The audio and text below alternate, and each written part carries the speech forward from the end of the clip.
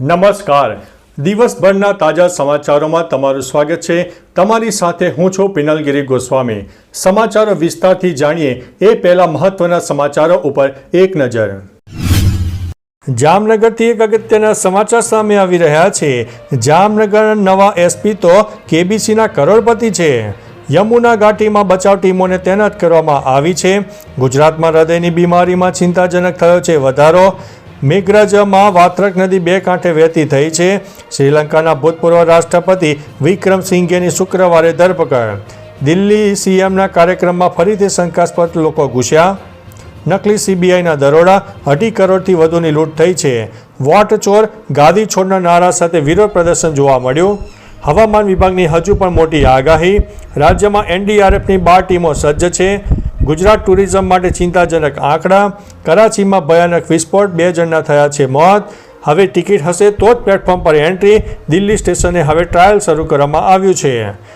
Tiger મચ્છરનો હવે મોટો કહેર જોવા મળ્યો છે. ભાવનગર ધોરેલા રેલવે લાઇનને મળી છે મોટી મંજૂરી. ભૂલથી પણ ના ખાતા આવા બટાટા. ઓનલાઈન ગેમિંગ બિલ કેમ લાવવું પડ્યું, જાણી લો આ સમાચારમાં. હવે મિત્રો સમાચારો વિસ્તારથી. ઓનલાઈન પૈસાની રમતોને કારણે કરોડો પરિવાર બરબાદ થયા. અંદાજિત 45 કરોડ લોકો પ્રભાવિત થયા. મધ્યમ વર્ગના પરિવારોને 20,000 કરોડથી વધુ વેડફાયા છે. ભારતભરમાં હજારો ફરિયાદ મળી છે. સરકારે અન્ય હિતો કરતાં પરિવારોને સુરક્ષાને પ્રાથમિકતા આપી છે. મિત્રો, અન્ય મહત્વના સમાચારની વાત કરીએ તો ભૂલથી પણ ના ખાતા આવા બટાકા. ફણગાવેલા બટાકામાં સોલેનાઇન અને ચેકોનાઇન નામના ઝેરી સંયોજનો વધુ પ્રમાણમાં હોય છે. તેના સેવનથી પેટમાં દુખાવો, ઉલટી, ઝાડા અને અન્ય સ્વાસ્થ્ય સમસ્યાઓ થઈ શકે છે. ફણગાવેલા બટાકા ખાવાથી ત્વચા પર ફોલ્લીઓ, ચક્કર, શ્વાસ લેવામાં તકલીફ અને બ્લડ શુગરમાં વધારો થવાની સાથે ફૂડ પોઈઝનિંગનું જોખમ વધે છે. તેથી ફણગાવેલા લીલા અથવા તો કડવા બટાકા ખાવા ન જોઈએ. મિત્રો, અન્ય મહત્વના સમાચારની વાત કરીએ તો ભાવનગર ધોલેરા રેલવે લાઇનને મળી છે મંજૂરી. ભાવનગર ધોલેરા વચ્ચે 65 કિલોમીટર લાંબી રેલવે લાઇનને કેન્દ્ર સરકારની મંજૂરી મળી છે. આ રેલવે લાઇન સારી કનેક્ટિવિટી, લોજિસ્ટિક ક્ષમતા અને આર્થિક વિકાસ માટે મહત્વપૂર્ણ બનશે. ભાવનગરમાં પોર્ટ અને ધોલેરામાં ઇન્ટરનેશનલ કાર્ગો એરપોર્ટનું પણ નિર્માણ થઈ રહ્યું છે. આથી આયાત અને નિકાસ માટે રેલવે લાઇન હોવી જરૂરી છે. સરકાર દ્વારા એરપોર્ટ, સસ્તા અને રેલવે કનેક્ટિવિટીના પ્રોજેક્ટ પર ઝડપથી કામ આગળ ધપાવવામાં આવી રહ્યું છે. મિત્રો, અન્ય મહત્વના સમાચારની વાત કરીએ તો ટાઈગર મચ્છરનો કહેર. આગ્રામાં મચ્છરજન્ય રોગોનો ખતરો વધી રહ્યો છે. ટાઈગર મચ્છરના કરડવાથી ડેન્ગ્યુ અને માદા એનોફિલિસ મચ્છર કરડવાથી મેલેરિયાના કેસ સામે આવી રહ્યા છે. છેલ્લા 1 અઠવાડિયામાં ડેન્ગ્યુના 6 દર્દીઓ મળ્યા છે, જેમાં એસએન મેડિકલ કોલેજની વિદ્યાર્થીની પણ સામેલ છે. જ્યારે 5 દર્દીઓ મેલેરિયા પોઝિટિવ આવ્યા છે. તમામ દર્દીઓની ઘરેથી સારવાર ચાલી રહી છે. વરસાદી પાણી ભરાવાને કારણે મચ્છરોની સંખ્યા ઝડપથી વધી રહી છે. મિત્રો, અન્ય મહત્વના સમાચારની વાત કરીએ તો હવે ટિકિટ હશે તો જ પ્લેટફોર્મ ઉપર એન્ટ્રી થશે. દિલ્હી સ્ટેશને ટ્રાયલ. નવી દિલ્હી રેલવે સ્ટેશને અને રિઝર્વ્ડ કોચમાં મુસાફરોની ભીડ ઘટાડવા માટે ટ્રાયલનો બીજો તબક્કો શરૂ થયો છે. આ ટ્રાયલ હેઠળ હવે માત્ર ટિકિટ ધારકોને જ પ્લેટફોર્મ પર પ્રવેશ મળશે. દરેક અનરિઝર્વ્ડ કોચ માટે માત્ર 150 ટિકિટો જારી કરવામાં આવશે. આ નવી પ્રણાલીનો હેતુ ભીડને કાબૂ કરવાનો. ખાસ કરીને આગામી તહેવારો દરમિયાન જો ટ્રાયલ સફળ થશે તો તેને દેશભરમાં લાગુ કરવામાં આવશે. મિત્રો, અન્ય મહત્વના સમાચારની વાત કરીએ તો કરાચીમાં ભયાનક વિસ્ફોટ, 2ના થયા છે મોત. પાકિસ્તાનના કરાચીમાં તાજ મેડિકલ કોમ્પ્લેક્સ નજીક વેરહાઉસમાં થયેલા વિસ્ફોટમાં 2 લોકોના મોત અને 30થી વધુ લોકો ઘાયલ થયા છે. ભોયરામાં ગેરકાયદેસર રીતે ફટાકડા બનાવવાના કાચા માલના સંગ્રહને કારણે આ દુર્ઘટના બની હોવાનું પ્રાથમિક તપાસમાં જાણવા મળ્યું છે. ઘાયલોમાં અનેકની હાલત ગંભીર છે અને તેમને હોસ્પિટલમાં સારવાર આપવામાં આવી રહી છે. પોલીસ અને બોમ્બ સ્ક્વોડે વિસ્તાર સીલ કરીને તપાસ શરૂ કરી હતી. મિત્રો, અન્ય મહત્વના સમાચારની વાત કરીએ તો ગુજરાત ટુરિઝમ માટે ચિંતાજનક આંકડા સામે આવ્યા છે. વર્ષ 2024 દરમિયાન ગુજરાતની મુલાકાત લેનારા વિદેશી પ્રવાસીઓની સંખ્યા ઘટાડા સાથે 22.74 લાખ રહી છે, જે 2023માં 28.06 લાખ હતી. છતાં ગુજરાત એક વર્ષમાં સૌથી વધુ વિદેશી પ્રવાસીઓ ધરાવતા રાજ્યોમાં ચોથા સ્થાને છે. મહારાષ્ટ્ર 37.05 લાખ સાથે પ્રથમ, પશ્ચિમ બંગાળ 31.24 લાખ સાથે બીજા સ્થાને. ગુજરાતમાં 2024માં એનઆરઆઈ ઘર આંગણાના પ્રવાસીઓની સંખ્યા 18.40 કરોડે પહોંચી છે, જે 2023ના 17.80 કરોડ કરતાં વધારે છે. મિત્રો, અન્ય મહત્વના સમાચારની વાત કરીએ તો રાજ્યમાં એનડીઆરએફની 12 ટીમો સજ્જ. રાજ્યમાં ભારે વરસાદ પડી રહ્યો છે. આગામી દિવસોમાં અતિ ભારે વરસાદની સંભાવના છે. આ પરિસ્થિતિને ધ્યાનમાં રાખીને પ્રશાસન સતર્ક બન્યું છે. રાજ્યમાં તાત્કાલિક રાહત અને બચાવ કાર્ય માટે એનડીઆરએફની 12 ટીમો તૈનાત કરવામાં આવી છે. સુરત, વલસાડ, ગાંધીનગર, પોરબંદર, દ્વારકા, અમરેલી, ભાવનગર, પાટણ, કચ્છ અને રાજકોટમાં એક ટીમ તેમજ જૂનાગઢમાં 2 ટીમો મોકલાઈ છે. વડોદરા અને ગાંધીનગરમાં પણ ટીમોને સ્ટેન્ડ બાયમાં રાખવામાં આવી છે. મિત્રો, અન્ય મહત્વના સમાચારની વાત કરીએ તો હવામાન વિભાગની હજુ પણ ભારેથી અતિ ભારે વરસાદની આગાહી.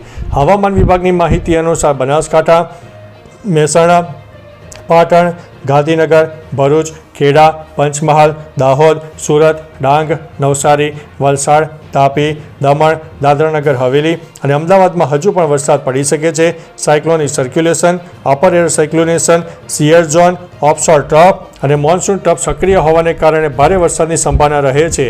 ઉત્તર ગુજરાત, સૌરાષ્ટ્ર, કચ્છ અને સાબરકાંઠા સહિત અરવલ્લીમાં અતિ ભારે વરસાદની ચેતવણી પણ આપવામાં આવી છે. મિત્રો, અન્ય મહત્વના સમાચારની વાત કરીએ તો વોટ ચોર ગાદી છોડના નારા સાથે વિરોધ. ગુજરાતમાં કોંગ્રેસ વોટ ચોરીના મુદ્દે આક્રમક જોવા મળી છે. રાહુલ ગાંધીના આંદોલનને સમર્થન આપવા માટે ગાંધીનગર શહેર કોંગ્રેસ તેમજ જિલ્લા કોંગ્રેસ સમિતિએ શુક્રવારે સત્યાગ્રહ છાવણી ખાતે વિરોધ પ્રદર્શન કર્યું હતું. વિરોધ પ્રદર્શનમાં મોટી સંખ્યામાં કોંગ્રેસી કાર્યકરો જોડાયા હતા. સેક્ટર 6 સત્યાગ્રહ છાવણી ખાતે વિરોધ પ્રદર્શનમાં કોંગ્રેસી કાર્યકરોએ વોટ ચોર ગાદી છોડના નારાઓ લગાવીને વિરોધ નોંધાવ્યો હતો. મિત્રો, અન્ય મહત્વના સમાચારની વાત કરીએ તો નકલી સીબીઆઈ દરોડા, 2.5 કરોડની લૂંટ. દિલ્હીમાં એક વેપારીની ઓફિસમાં 2 કરોડથી વધુની લૂંટનો બનાવ સામે આવ્યો છે. આરોપીઓએ નકલી સીબીઆઈ અધિકારી બનીને વિવેક વિહાર વિસ્તારમાં મનપ્રીત નામના વેપારીના ઓફિસમાં છાપો મારીને લૂંટ ચલાવી. હાલ દરમિયાન વેપારીના મિત્ર પર હુમલો પણ થયો. પોલીસે 2 આરોપીઓને ઝડપી પાડ્યા છે અને તેમના પાસેથી 1.08 કરોડ રોકડ મળી આવ્યું છે. બાકીની રકમ શોધવા માટે ચક્રો ગતિમાન કર્યા છે. મિત્રો, અન્ય મહત્વના સમાચારની વાત કરીએ તો દિલ્હીના સીએમ પર થયેલા હુમલા બાદ સુરક્ષામાં મોટો ફેરફાર કરાયો છે. હુમલા બાદ તેઓ પહેલીવાર જાહેર કાર્યક્રમ માટે થોડા રેડીમેડ ગાર્મેન્ટ ડીલર્સ એસોસિએશનના કાર્યક્રમમાં હાજર રહ્યા.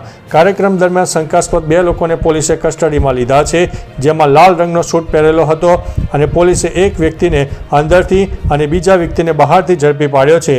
હાલ સીએમની સુરક્ષા વધુ કડક કરી દેવામાં આવી છે. મિત્રો, અન્ય મહત્વના સમાચારની વાત કરીએ તો શ્રીલંકાના ભૂતપૂર્વ રાષ્ટ્રપતિ વિક્રમસિંઘેની શુક્રવારે ધરપકડ.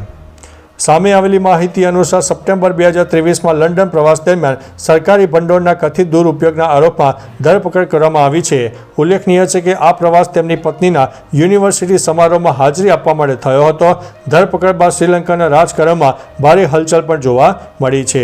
મિત્રો, અન્ય મહત્વના સમાચારની વાત કરીએ તો મેઘરજમાં વાત્રક નદી 2 કાંઠે વહેતી થઈ છે. છેલ્લા 2 દિવસથી હવામાન વિભાગની આગાહી અનુસાર અરવલ્લીના મેઘરજ વિસ્તારમાં જોરદાર વરસાદ થયો. આ ઉપરાંત રાજસ્થાન તરફના ઉપરવાસમાં પણ સારો વરસાદ થયો. વરસાદની આ મહેરથી મેઘરજની વાત્રક નદી 2 કાંઠે વહેતી થઈ છે. નદીમાં નવા નીરની આવક થતાં આસપાસના ગામડાઓના નીચલા ઉતરેલા બોર કૂવાના તળ ઊંચા આવવાની આશા છે. આ પરિસ્થિતિથી ખેડૂતોમાં આનંદનું મોજું ફરી વળ્યું છે. મિત્રો, અન્ય મહત્વના સમાચારની વાત કરીએ તો ગુજરાતમાં હૃદયની બીમારી ચિંતાજનક જોવા મળી છે. ગુજરાતમાં હૃદય સંબંધિત સમસ્યાના કેસમાં સતત વધારો થયો છે. આ વર્ષે 1 જાન્યુઆરીથી 18 ઓગસ્ટ સુધીમાં 59,931 કેસ સામે આવ્યા છે, જ્યારે ગયા વર્ષે આ આંકડો 51,453 હતો, એટલે કે 18% જેટલો વધારો થયો છે. સૌથી વધુ 17,174 કેસ માત્ર અમદાવાદમાંથી નોંધાયા છે. હાલ રોજ સરેરાશ 262 અને કલાકે 10 દર્દીને 108 મારફતે હોસ્પિટલમાં દાખલ કરવા પડે છે. અમદાવાદમાં પ્રતિ કલાકે સરેરાશ 75 દર્દીને સહાય માગે છે. મિત્રો, અન્ય મહત્વના સમાચારની વાત કરીએ તો યમુના ઘાટીમાં બચાવ ટીમો તૈનાત. ઉત્તરાખંડના યમુના ઘાટીમાં શ્યાના ચટ્ટી નજીક મલબાથી બનેલી કૃત્રિમ ઝીલ ખોલવા એનડીઆરએફ, એસડીઆરએફ, આરોગ્ય, રાજસ્વ, પોલીસ, ખાદ્ય પુરવઠો અને પીડબ્લ્યુડી સહિતની ટીમો તૈનાત છે. જિલ્લા અધિકારી પ્રશાંત આર્યે સ્થળ ઉપર નિરીક્ષણ કર્યું અને જણાવ્યું કે સ્થાનિક લોકોએ ગભરાવાની જરૂર નથી. લોકોની સુરક્ષા માટે તમામ જરૂરી પગલાં લેવામાં આવી રહ્યા છે. પરિસ્થિતિ અનુકૂળ થતાં ઝીલ ખોલવાની પ્રક્રિયા શરૂ કરવામાં આવશે. મિત્રો, અન્ય મહત્વના સમાચારની વાત કરીએ તો જામનગરના નવા એસપી તો કેબીસીના કરોડપતિ છે. જામનગરના નવા એસપી ડૉક્ટર રવિ મોહન સૈનીની ચર્ચા હાલ સર્વત્ર છવાઈ ગઈ છે. ચાર્જ સંભાળતા તેઓ ગ્રાઉન્ડ ઝીરો પર ઉતરી ગયા. ખાસ વાત તો એ છે કે ડૉક્ટર સૈની વર્ષ 2001માં લોકપ્રિય ટીવી શો કૌન બનેગા કરોડપતિમાં 1 કરોડ રૂપિયા જીત્યા હતા. તે સમયે તેઓ માત્ર 14 વર્ષના હતા. હવે તેઓ આઈપીએસ અધિકારી બનીને જામનગરના પોલીસ વડા તરીકે કામગીરી પણ સંભાળી રહ્યા છે. તો ચાલો મિત્રો, ફરીથી દેશ અને દુનિયાના સુપરફાસ્ટ સમાચાર લઈને મળતા રહીશું. ત્યાં સુધી અમને રજા આપશો. નમસ્તે.